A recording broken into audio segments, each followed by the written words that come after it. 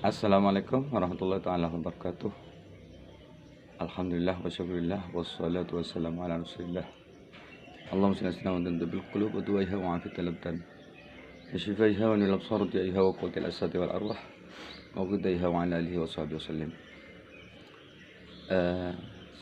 Saya punya usulan untuk yang mulia para pengurus NU ya. Pengurus besar PBNU, pengurus besar Nahdlatul Ulama. Saya mengusulkan tentang masalah untuk mengatasi ya polemik nasabah Alawi. Gimana kalau PBNU mendatangkan ahli nasab sedunia, entah yang pro Alawi atau yang tidak pro Alawi, untuk menetapkan untuk dimintai pendapat alasannya seperti apa. Yang jelas tidak akan sama. Nah, nanti itu sebagai referensi, sebagai alat lah, sebagai tolak ukur untuk menyelesaikan polemik nasab yang berkepanjangan ini. Maksud saya bukan tujuannya untuk membatalkan keulamaannya, tidak. Bukan membatalkan kealimannya, tapi menetapkan apakah mereka itu betul dzurriyyah Rasulullah atau bukan dzurriyyah Rasulullah, itu saja ya. Jadi apakah beda selama ini, apakah ada perbedaan antara istilah habaib atau habib dengan sayyid ya, atau syarif ya. Nah, yang saya tahu kalau dari keturunan Sayyidina Hasan itu sayyid, yang keturunan dari Sayyidina Husain adalah syarif. Kemudian ada istilah lagi habib. Jadi intinya untuk membedakan saja dan menetapkan. Atau kalau NU ya, kalau PBNU tidak punya biaya untuk mendatangkan ahli nasab sedunia, gimana kalau mengutus beberapa orang, ya, beberapa pengurus yang bisa dipercaya, yang jujur, yang tanpa nggak bisa diintimidasi, artinya netral lah. Mereka itu datang. Misalnya ada 50 negara yang akan didatangi, silahkan datangi dan minta pendapat mereka, baik yang pro, baik atau yang kontra, baik yang pro atau yang kontra. Maksudnya yang mendukung Ba'alawi juga didatangi, yang tidak mendukung Ba'alawi didatangi dengan referensi yang kuat. Jadi mereka kan punya dasar untuk menetapkan nasab seseorang, punya dasar. Nah, terutama yang ada di Irak misalnya, karena makbarahnya ada di sana, yang bergelar Ar-Rumi. Kalau di Yaman kan bergelar Al-Muhajir. Nah, itu didatangi itu.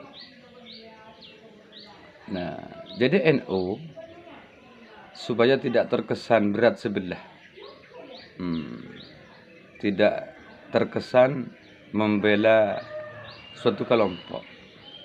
Karena NU sewajarnya tidak membela siapapun, tapi membela kebenaran. Ya, NU itu kan sejak dulu membela yang benar. Sampai PKB pun dengan semboyan tidak gentar membela yang benar. Nah, dari mana PKB itu punya semboyan seperti itu?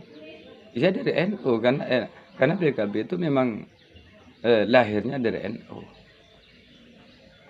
Jadi saya harapkan, sekali lagi, saya tuh dari Madura dan kula abdi nagak dento dari Polo Madura.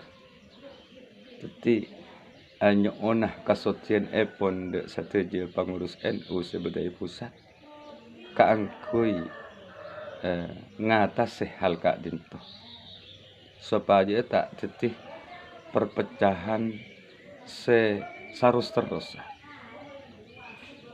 Jadi saya mohon kepada pengurus PBNU untuk tidak membiarkan polemik nasab ini yang membelah ya, di Nusantara ini ya, membelah pro Ba'alawi dan pro Keiman.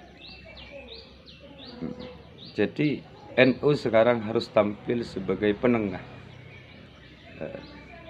Setelah tampil sebagai penengah, mohon dibeberkan ya, alasan negara yang menolak ya, dan alasan negara yang menerima atau menetapkan nasab Ba'alawi. Itu saja.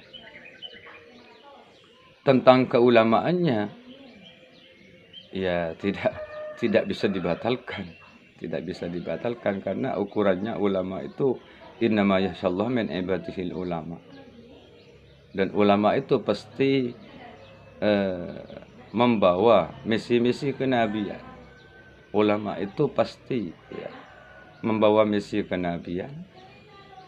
Artinya kejujuran ya, amanah, tabligh ya, menyampaikan apa adanya, kemudian fatonah, punya kecerdasan intelektual dan spiritual. Jadi kalau keulamaan Habib tidak bisa dibatalkan. Yang dimaksud saya itu adalah membatalkan nasab kalau memang punya referensi, punya dasar yang kuat, atau menetapkan ya, bahwa Ba'alawi itu memang dzurriyyah Rasulullah. Itu saja sebenarnya. Matur sekalangkong Kak Dinto abdina dari Madura ya, pengurus paling maba Kak Dinto. Eki Kak Dinto malan moga jadi sesuatu yang harus diperhatikan. Atas perhatiannya Putan Kula matur sekalangkong. Terima kasih sebanyak-banyaknya. Wassalamualaikum warahmatullahi wabarakatuh.